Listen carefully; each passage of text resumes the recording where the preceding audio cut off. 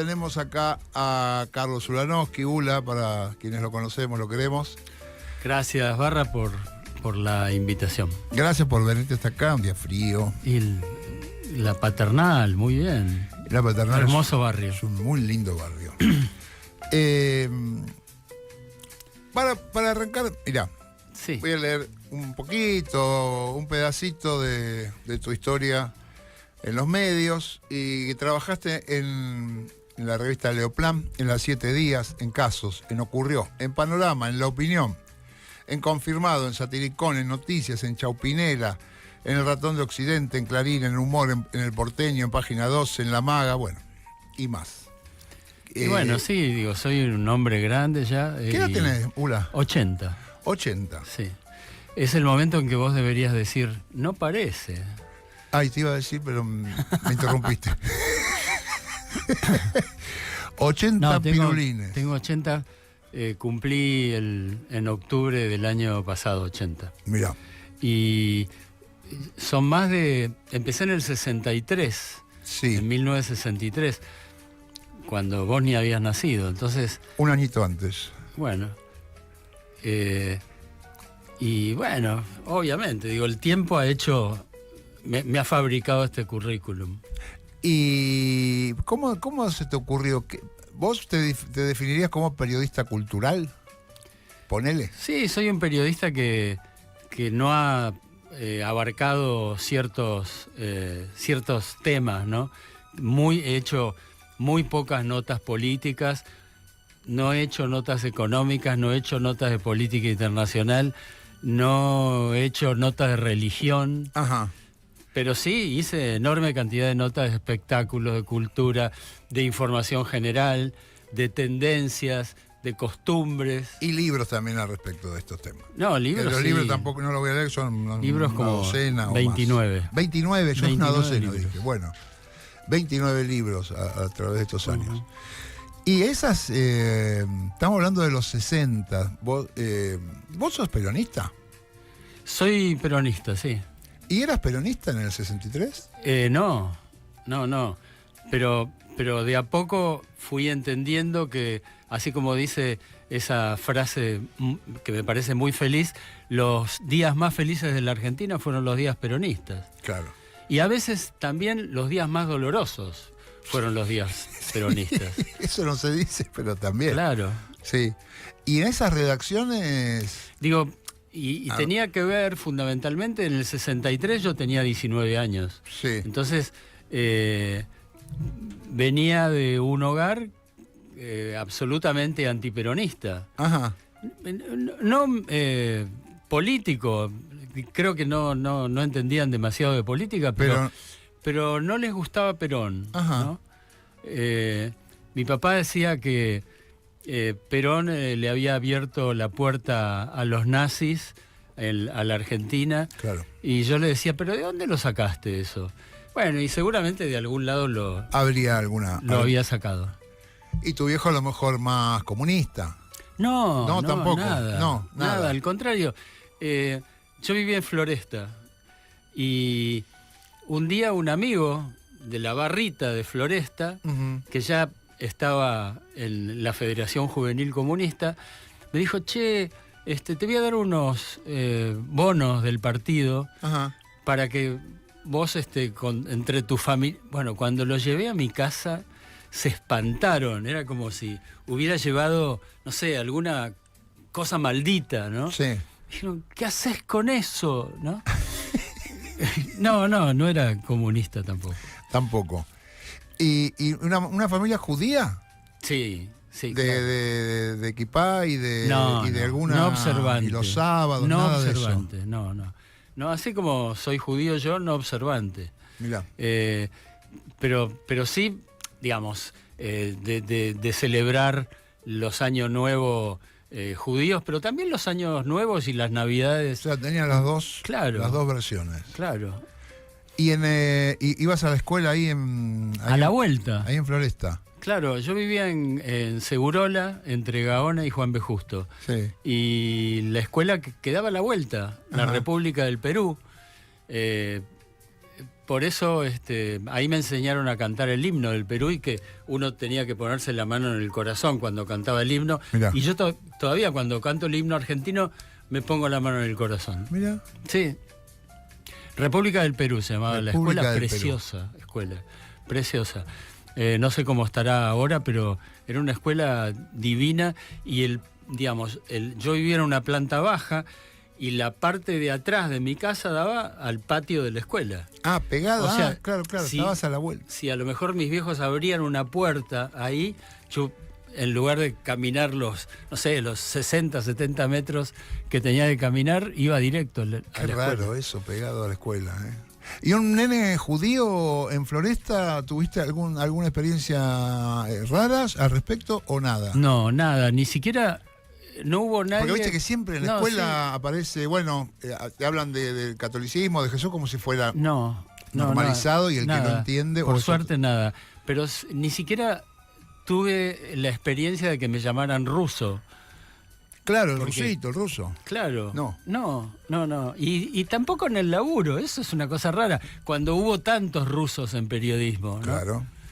Claro, podrías haber sido tranquilamente el ruso Sí, Granovsky. sí. Bueno, ¿y cómo llegas cómo pegas que llegar a entrar a una redacción, a una revista? Yo hice la secundaria en el Nacional Moreno. Ajá. Y tuve de compañero desde el primer año a Rodolfo Terraño. Ah, sí, mira. Sí, es un gran afecto de mi vida, Rodolfo Terraño. Lo quiero mucho.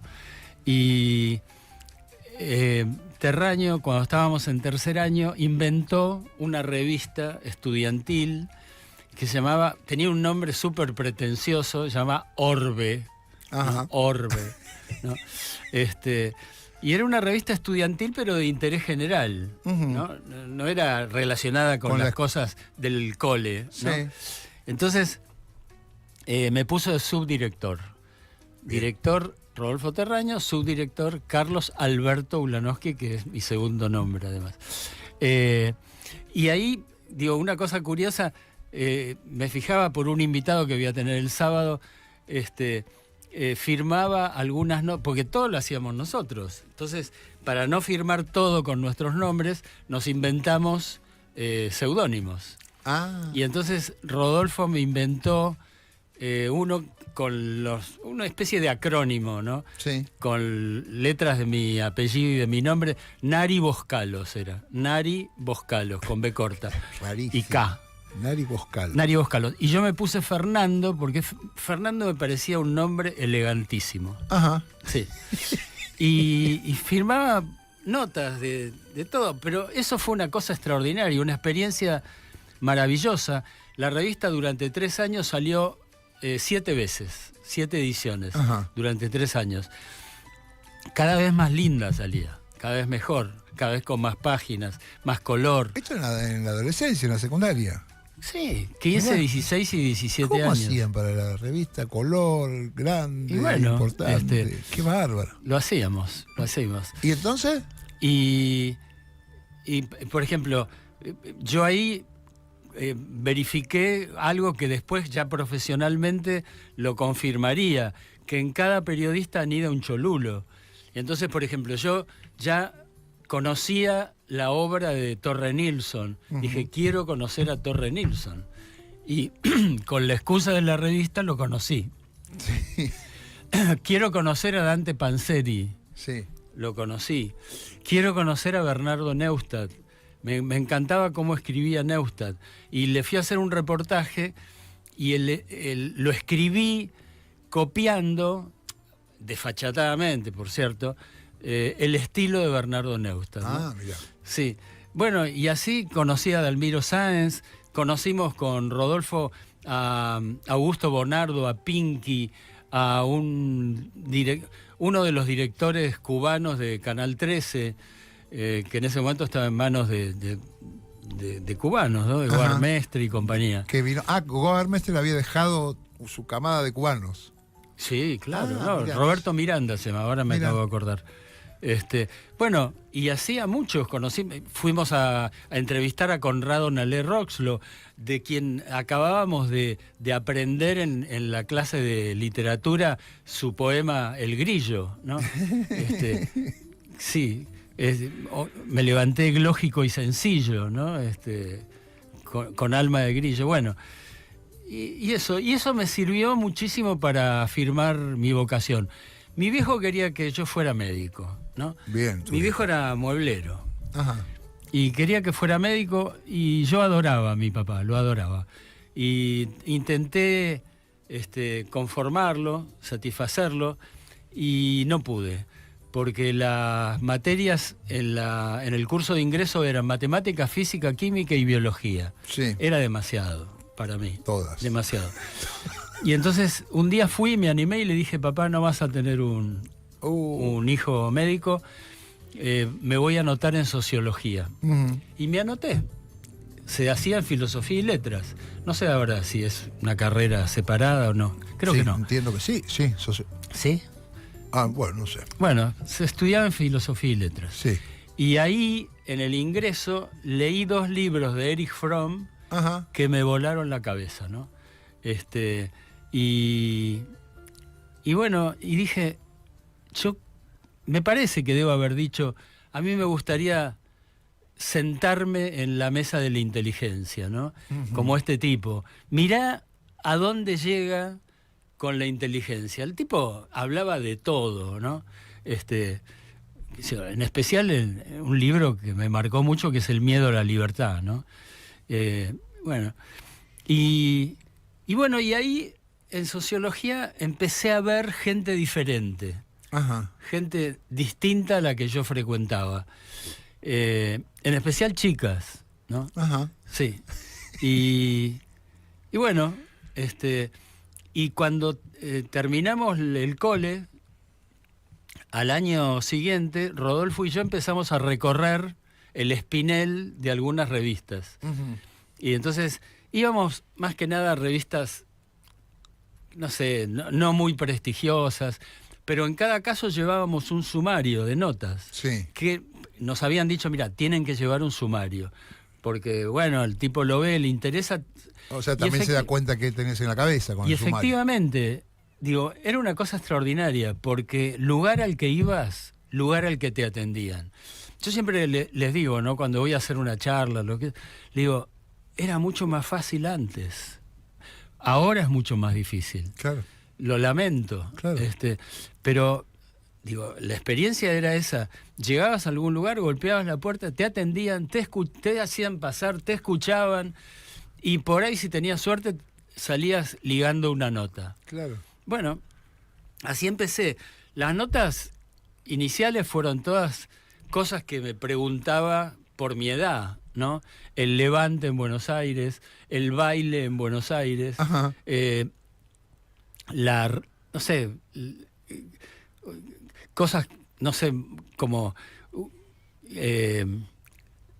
las parejas en Buenos Aires, ¿no? Bueno, eso, y de a poco fui llegando a revistas un poquito más establecidas, y hasta que en 1960 trabajé en 7 días, trabajé en la época en que 7 días estaba con La Razón. Ajá. Era un suplemento de La Razón. Ah, no sabía. Sí. Y bueno, hasta que en 1965, ahí en Abril, en la editorial Abril, que es donde se hacía 7 días, había un señor llamado, un periodista, encantadora persona, llamado Seigerman, Osvaldo Seigerman. Y Osvaldo me dijo un día, Timerman se fue de Primera Plana, está preparando otro semanario, es muy probable que yo esté allí, si llego a entrar, yo te voy a llevar. Ajá. Y eso ocurrió, o sea, empecé a trabajar desde el número 0 de la revista Confirmado, y ese fue mi primer trabajo en relación de dependencia, el primer trabajo en que tuve un carnet que decía redactor o cronista, no me acuerdo. Wow. Y ahí me dieron el primer carnet profesional. Hay una ley que no sé todavía si está vigente, la ley 12.908, que es la que sustenta el estatuto del periodista, Sí. que tampoco sé si está vigente. Creo que sí. Bueno, Creo que sí. pero bueno, ese carnet Ajá. te daba la posibilidad de viajar con muchas facilidades y en algunos casos gratis, tanto en vehículos nacionales, Ujú. en trenes nacionales y en aviones de líneas argentinas. Ajá. Los aviones con un descuento brutal, ¿no? Mira. Sí, eso era Ya te facilitaba el laburo, vos podías presentar una gran posibilidad. una Que se- nota no sé, No, en y Salta. para y te las tomaba. empresas era muy bueno, porque no tenían que pagar, o tenían que pagar muchísimo Claro, menos. claro, porque ya estaba facilitado desde ahí. Bueno, ahora eso también se desactivó. Digo, la precarización hizo su obra, maldita. No, la precarización, Ula, y estamos charlando con Carlos Ulanowski.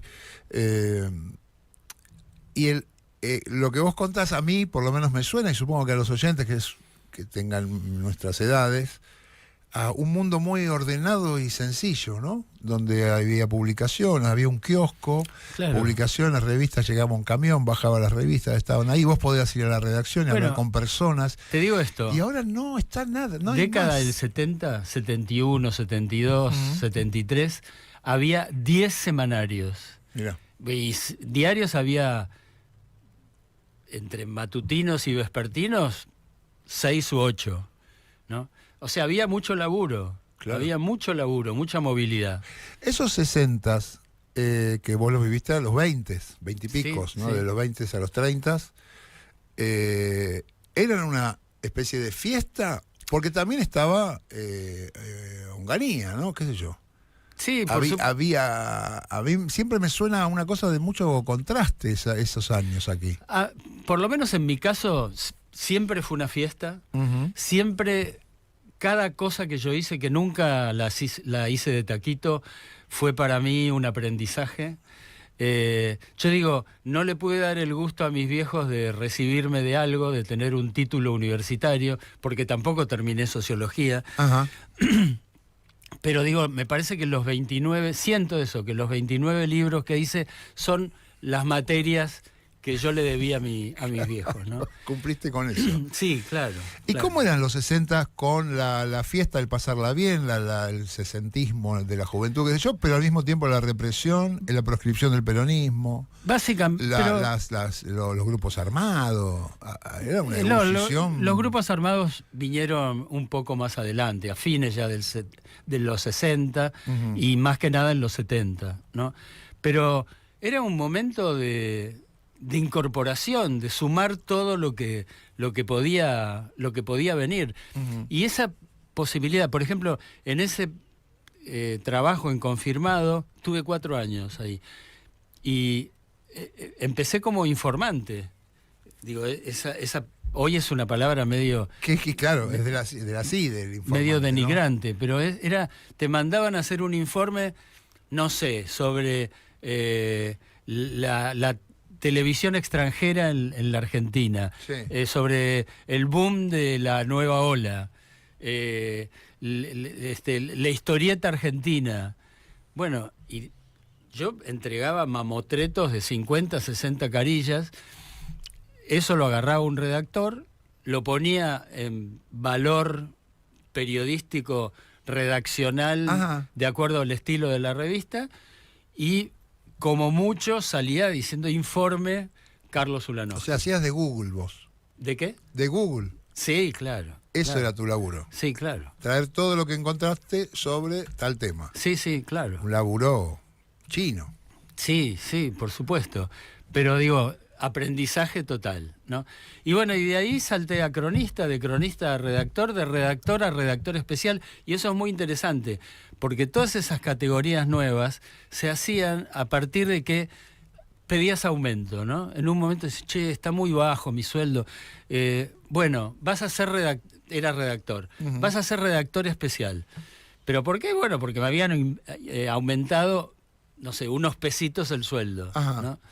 Y después, y ya tenías otro puesto. después fui prosecretario, después me fui a Panorama, después hice un par de malas elecciones profesionales y volví a confirmado ya como secretario de redacción. También una linda época, con muy linda gente. Y eso, la posibilidad de estar con una gente con la que aprendías todo. No sé, aprendías desde lenguaje a técnicas periodísticas, a picaresca o a hacer el vale de viáticos. Claro. ¿Y llegan los 70s? Y se pone, cuando la cosa se pone más... Cuando No, aparece sí, la AAA... de a poco, ¿no? ¿cómo De a fue poco. eso? Por ejemplo, yo trabajé en la opinión desde la fundación hasta el 73, ¿no? Y en esos años fui compañero de una cantidad de gente que no sabía que en sus horas libres estaba en organizaciones armadas. No Claro. sabía. No sabía, y qué claro, bueno nadie que, te des- no te y lo qué dice. bueno que no supiera, Claro. ¿no? Y hablaba bien de ellos también, ¿no? De cómo de alguna manera mantenían su estatus clandestino, ¿no? Claro, pues, porque aparte si te lo dicen, vos Claro. te asocian en, Pero mira, en en el el quilombo. año 72 estamos en la redacción y de repente llega una noticia. Che, lo detuvieron al Chupa Alsina. El Chupa Alsina era Andrés Alsina, el hijo de Homero Alsina Tevenet, que era un redactor de política. ¿Cómo? ¿Cómo lo detuvieron? Sí, estaba en la casa operativa en donde mataron a Salustro. Bueno, uno de los episodios impresionantes del Ejército Revolucionario del Pueblo, que mataron a un ejecutivo de la Fiat acá en la Argentina, Oberdán Salustro. Salustro, sí. Bueno, entonces, bueno, eso fue un antes y un después. Ahí te cayó una ficha, Sí, digamos. totalmente. En esos días o ese mismo día escucho decir, se viene el rastrillaje. Yo pregunto, ¿y qué es qué es rastrillaje? ¿Cómo se hace Dice, van casa por casa y a ver, no sé, viendo si tienen material subversivo, armas. Pero rastrillaje, una, la otra, no, Bueno, no puntualmente, todas. Rastrillaje no hubo, formalmente no hubo rastrillaje, pero bueno, las cosas se fueron poniendo cada vez más. Se iban pudriendo. Sí, sí.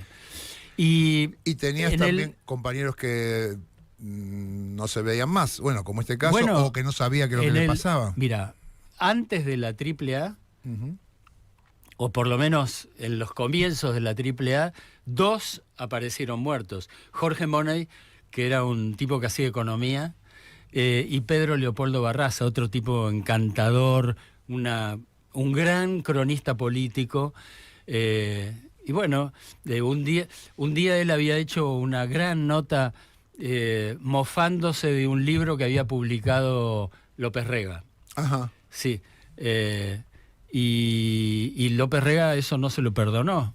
Un día le mandó la AAA. Cuando pudo le mandó la AAA y lo mataron. Bueno, esos 2 fueron antes de que se pudriera todo. Antes de que Perón echara a los montoneros de la plaza. Ya en la previa, ya estos casos. O sea, López Rega se enojaba con uno y lo Pero mandaba a matar. el tema mío fue más que nada en la revista Satiricón. La revista Satiricón fue una revista que llegó a vender 250.000 ejemplares mensuales. Era una revista de humor, pero era una revista muy iconoclasta, que no se casaba con nadie, agresiva. Yo la compraba. De alguna manera palpaba el clima de la época, ¿no? Y bueno, en el año 74, yo trabajé todos los números, en el año 74, con el número 22 en la calle, el gobierno de Isabel la prohíbe, por razones de moralidad. Esa fue la excusa, ¿no? Sí. Y entonces, un poco antes de la clausura de la revista, empiezan a salir algunas revistas de ultraderecha, como El Caudillo, El Burgués, una revista que hacía Guillermo Kelly, y en especial en El Caudillo nos tomaron de puntos a Mario Mactas y a mí, que éramos los que figurábamos como los secretarios de redacción. Los capos, digamos. Claro. Y bueno, y empezaron a atacarnos. Y aparecían notas en Sí. esta revista, ¿cómo era? ¿El Burgués? El Caudillo. Ah, El Caudillo. Sí. Por ejemplo, notas que se llamaban El mejor enemigo es el enemigo muerto. Y los únicos nombres propios que había eran los nuestros, ¿no? Bueno, Wow. y yo... ¿Vos sabés que me estás haciendo? Yo me acuerdo de verlas en el kiosco El Caudillo. Sí, claro, claro. Bueno, y yo ahí tuve la primera sensación de mi vida de movida de piso, ¿no? De vivir con el piso movido, ¿no? Claro. Y clausura en Satiricón y teníamos un pasaje que nos había regalado Oscar Blota, que era Claro. el dueño, uno de los dueños de la revista, y le dije a la por entonces reciente pareja mía, con la que luego estuve 32 años hasta que falleció, le dije, vamos a probar, esto en 2 meses pasa, dije. Y nos fuimos ¿Año entonces? 74. 74. Fines del noviembre del 74. Y entonces llegamos un día a México, fuimos parando en todas. Paramos en Lima, paramos en Bogotá. Y cuando llegamos a México teníamos... ¿Pero hicieron temporada, o sea, unos días, unos meses? Para ver cómo era. Unos meses en Lima, unos meses en Bogotá. Sí. Y llegamos a México. Y un amigo que traía como contacto, un publicista argentino que se había radicado en México, me dijo, ¿pero no querés trabajar? Y sí, le dije yo, sí. Y bueno, me consiguió un trabajo en Televisa, que era un lugar importantísimo en México, y Televisa se quería empezar a meterse en el negocio de las revistas impresas. Uh-huh. Y bueno, ayudé 2 meses a armar lo que se llaman 2 monos, ¿no? Y uno era con, digamos, el otro lado de las telenovelas, Ajá. el lado B de las telenovelas. Y el otro era una revista de deportes, básicamente de fútbol. Uh-huh. Porque tenían una máquina, ellos televisaban todo el fútbol mexicano. Y tenían una máquina que paraba y fotografiaba los goles. Lo que habían grabado para tele lo podían frenar y se lo convertían en una foto de calidad. Tenían ese material extraordinario. O sea, extraordinario. El momento que querían lo convertían una revista en que foto. se llamó Deporte Color, Ajá. porque era todo color, y bueno, ayudé a eso. Y después trabajé en otros lugares, trabajé en el suplemento cultural del diario El Universal. Bueno, en esa estadía, esos fueron mis trabajos. En el 75, finales del 75, porque mi esposa extrañaba muchísimo, volvimos. Ajá. Diciembre del 75. O sea que estuvimos todo el 76 y hasta los primeros meses del 77 acá. O sea, fui testigo del golpe de Estado. ¿Volviste a trabajar, volviste a meterte en alguna redacción en ese tiempo? Al comienzo del 76, Andrés Casioli, que era otro de los dueños de Satiricón, y que seguía con... El de humor. Sí, bueno, después hizo humor. Claro. Consiguió el aporte de un empresario de perfumes y sacamos una revista con mucha gente de la que trabajó en Satiricón, con Ginsburg, Abrevaya, Alicia Galotti, Alberto Esperati, Alejandro Dolina, bueno, montones de gente que habían trabajado en Satiricón, una revista de espectáculos que se llamaba Perdón. Uh-huh. Y la revista fue un fracaso extraordinario. No era mala la revista, no estaba mal, pero fue un fracaso. Y al número 5... habíamos publicado en el número 4 una nota, una especie de perfil bastante bien investigado por Alicia Galotti sobre Héctor Ricardo García. Y había un recuadro que se llama Los amores de García. Ajá. Y eso no le gustó a García, o por lo menos amenazó con hacer un juicio, y cuando escuchó eso, el empresario que había puesto el dinero, que solventaba el proyecto, dijo... hasta acá llegué. Basta. Claro. Y bueno... Entonces, ¿todo el 76 acá? Sí, trabajé un poquito en otra revista que se llama El Ratón de Occidente. El Ratón de Occidente, sí, me acuerdo. También hacía las entrevistas ahí. Tête a Tête con el ratón, se llamaban Ajá. las entrevistas. Y en un momento dije, no, bueno, basta. Hice el libro, mi segundo libro, que era Televisión Argentina 25 años después, Ajá. que sacó Hachette, la editorial Hachette, muy estimulado por Antonio Carrizo, que fue una persona de mi amistad y que, bueno, que fue importante en mi vida también, ¿no? Y bueno, pero me fui a trabajar a publicidad. Y trabajaba en publicidad. Trabajé en 2 o 3 agencias. Ajá. Y en marzo del 77, digamos, fueron a preguntar por mí a lo que era la nueva Satiricón, digamos. Oscar Blota había vuelto a sacar Satiricón y habían vuelto a cerrarle la editorial, como la vez pasada, ¿no? Ajá. Y en esa circunstancia fue mucho más tenebrosa, porque durante 10 días él estuvo desaparecido, Mactas estuvo desaparecido y una correctora estuvo desaparecida. Finalmente los liberaron, parece que había sido un grupo de la Marina, ¿no? Y ¿Se los secuestraron? les ¿Se fueron aconsejaron a la revista, secuestraron a Blota, secuestraron y clausuraron toda la editorial, toda.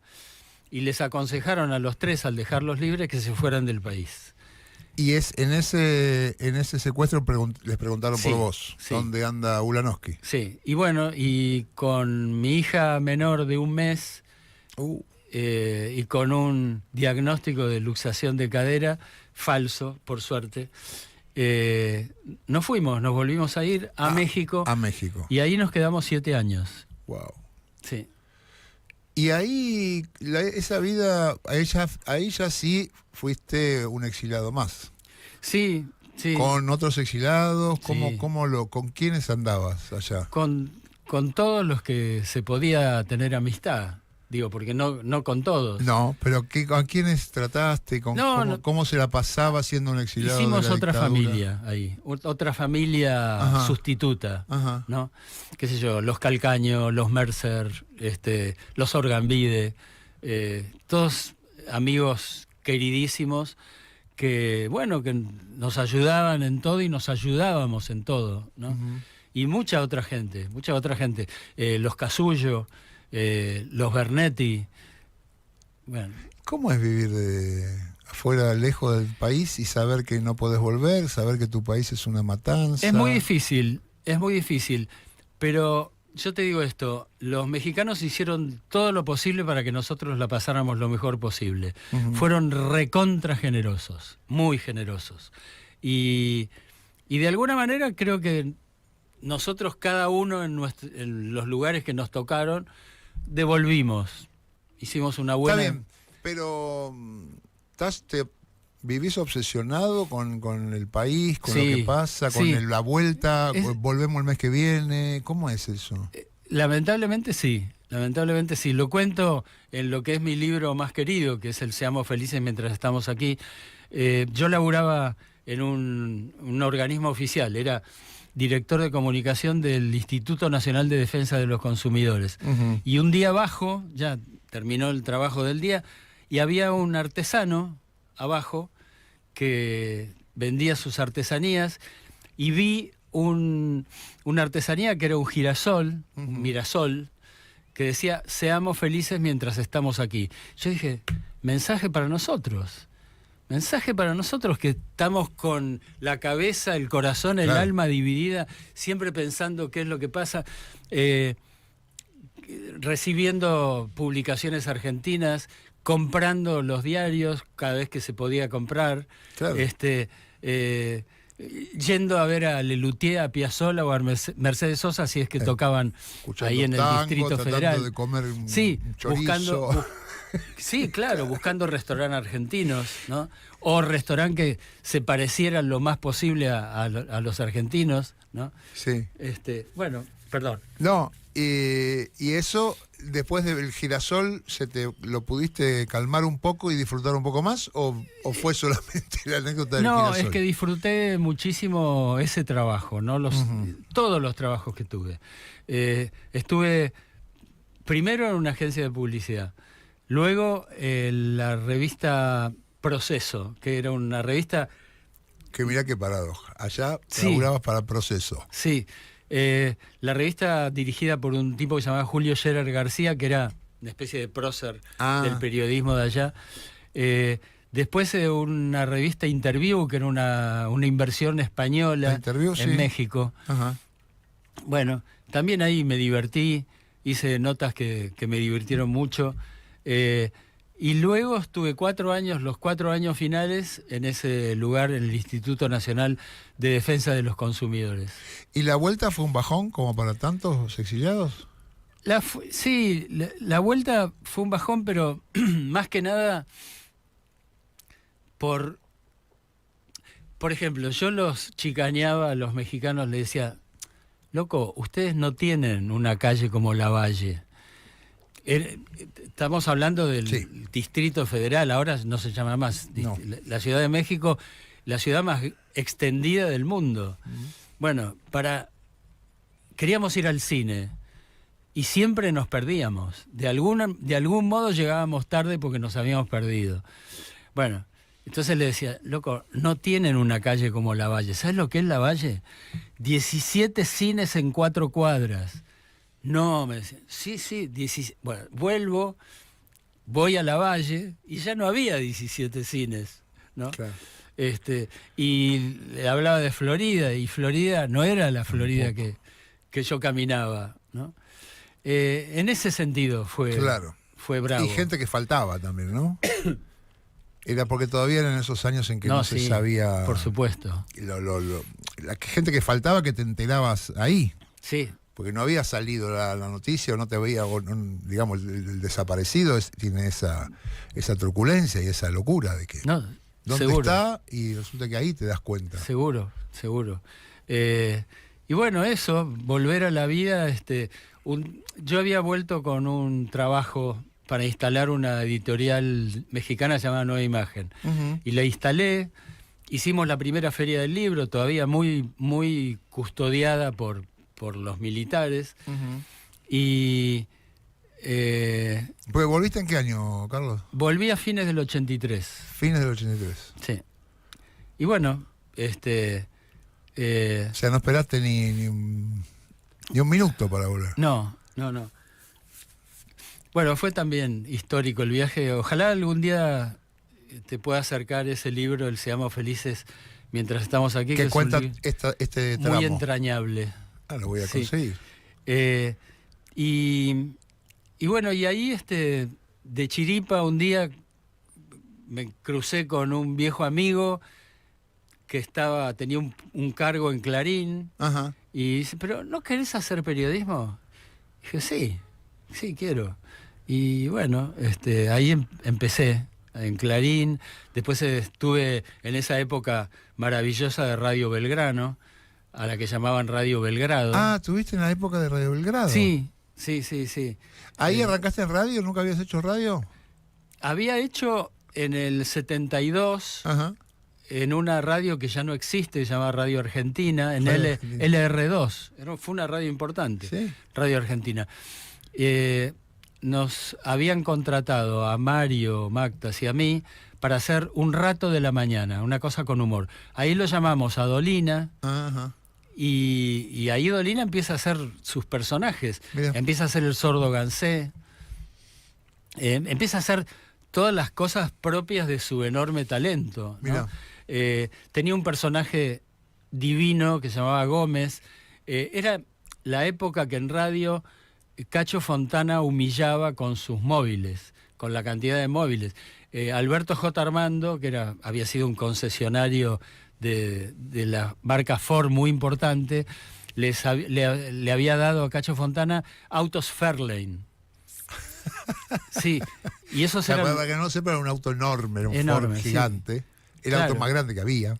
No, eran naves, era como una nave, Sí. ¿no? Y ellos le pusieron esos aparatos de VHF. Claro, supongo, claro. Y Como la llegaban policía, claro. mucho antes que la policía o mucho antes que las ambulancias. Mirá, Bueno, estaban por toda la ciudad. qué Y locura. entonces, como Argentina era una radio pobre, no era como Rivadavia, que tenía como exceso de móviles, le inventamos a Dolina un personaje que era el inmóvil, Ajá. Gómez, el reportero inmóvil.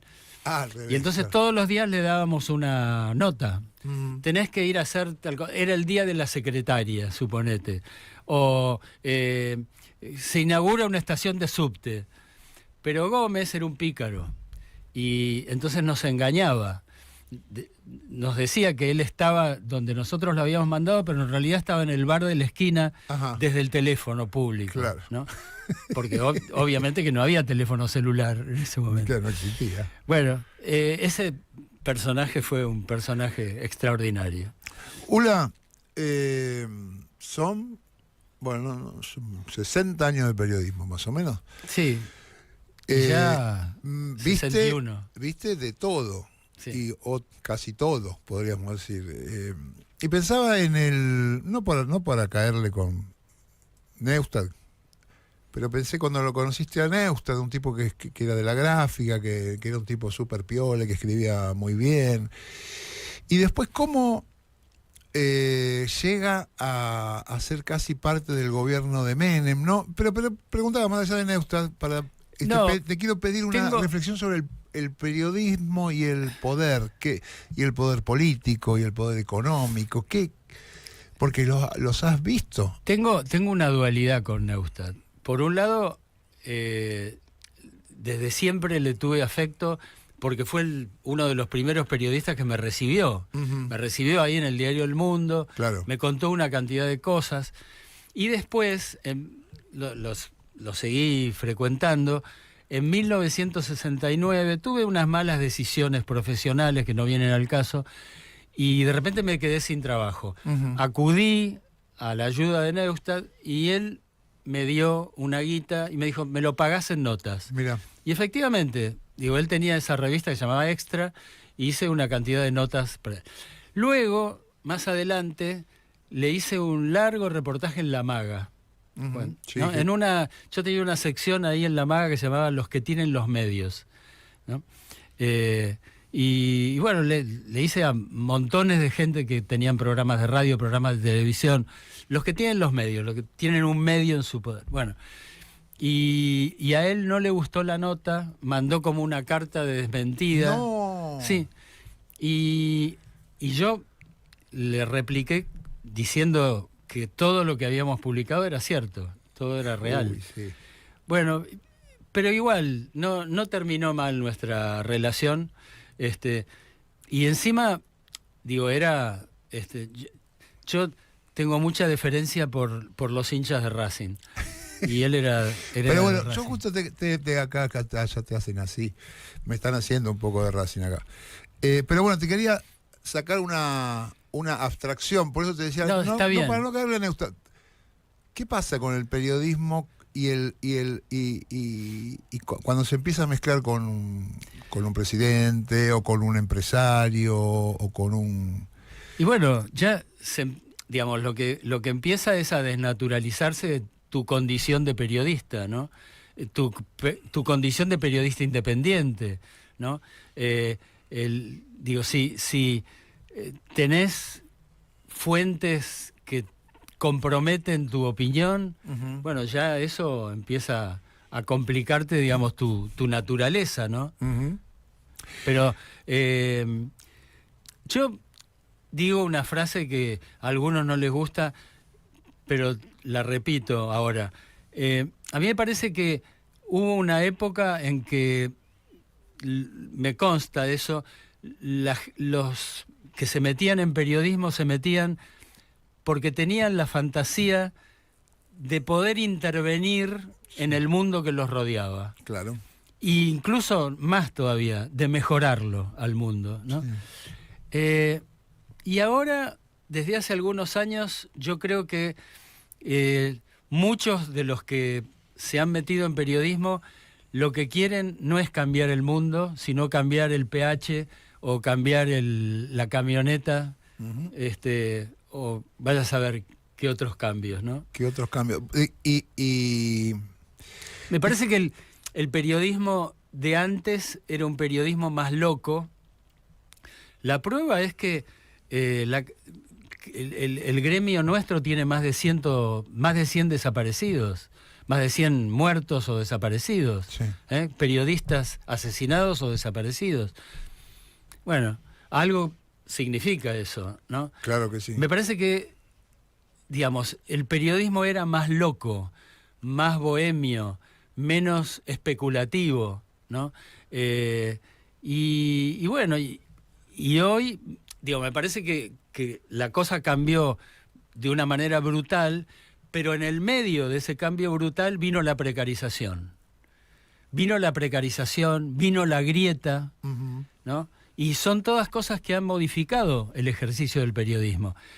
En el año 2018 hice un libro por puras ganas de hacerlo, que se llamaba 35 periodistas jóvenes. Eran entrevistas, ¿no? Entrevistas a 35 periodistas jóvenes entre la grieta y la precarización. Y eran casi todos jóvenes y jóvenes, ya con una carrerita, Ajá. con un cierto nombre, Sí. con un cierto prestigio, y de alguna manera todos, digamos, mortificados un poco por la grieta y fundamentalmente por la precarización. Chicas y chicos que tenían hasta, no sé, 5 laburos, 6 laburos, Claro. y no les alcanzaba, ¿no? Con eso. Bueno, la cosa desde el 2018 ahora se ha agravado, ¿no? Para los periodistas, y cada vez tenemos menos lugares, cada vez los pagos. ¿Sabés qué? Cuando yo entré a Clarín, año 83, los baños de Clarín, de la redacción de Clarín, eran letrinas. Letrinas. Entonces luego de 2 asambleas, la empresa se puso las pilas y hicieron unos baños espectaculares hasta con bidet, ¿no? Ok. Sí. Y entonces, en una de las asambleas yo dije, bueno, califico la calidad de las empresas en las que trabajo de acuerdo al baño que me ofrecen. Bueno, porque siempre fui delicado del colon, ¿no? Y entonces, ahora reformulé el dicho. Desde hace algún tiempo reformulé el dicho. Califico la calidad de las empresas en las que trabajo de acuerdo al día en que me pagan. Y ahora, por ejemplo, estoy trabajando en el Destape, donde pagan el día 1. Mira. ¿No? Extraordinario. Extraordinario. Extraordinario. Y un día se lo dije a Navarro. Y entonces él me dijo, agradecéselo a mi papá. Dice, porque mi papá decía, no tenés que pagar el día 1, tenés que pagar el 30 o el 31. Ah, bueno. Mejor el viejo. Pensaba también cuando nombrás a algunos de aquellos colegas o gente o Pero amigos, quiero ¿no? decir que a pesar de todo también soy un periodista perjudicado, dañado por la precarización. Sí, claro. No me la llevo de arriba. No, claro. Pensaba también en estos recorridos largos de vos siempre manteniendo una línea de ideológica, qué sé yo, política, y amigos como Mactas o bueno, me dijiste la maga que era de Ares, ¿no? Y que gente muchos piola. más. Te puedo citar muchos más. El primer libro mío, editado, porque el primer libro fue prohibido, pero el primer libro editado fue uno que se llamaba 1973, año 73, Ajá. TV Guía Negra, Sí. con Silvina Walher. Claro. Silvina terminó sus días siendo una impugnadora del kirchnerismo. Tremenda. Pero feroz impugnadora. Tremenda. Yo laburé con Silvina. Bueno, no era así cuando hicimos el libro, No. por cierto. Ella laburaba en el diario Y Mayoría, cuando no hablaba de política era una tipa que era un divina, diario súper- peronista. Sí. Bueno, segundo, hice 2 libros con Pablo Sirven. Mira, Y, pero no era así, Sirven. ¿eh? ¿No era así, Sirven? Y me parece que no. Digo, era parecido, pero no era así. Mactas tampoco. Bueno, con Mario, pero con Mario fue distinto, porque con Mario fue una relación muy divertida, en la que casi nunca hablamos de política, Claro. hasta un momento en que él se sintió, por razones que no vienen al caso, se sintió agredido por la izquierda o por el progresismo, ¿no? Ujú. Ahí, digamos, se volvió un poco más, Ahora, más radical. Olvidémonos de los casos, a ver si me podés armar una especie de hipótesis. Toda esa gente, Piola, Balger, que aparte estaban ahí, ¿no? Balger estuvo del otro lado, etcétera, muchos.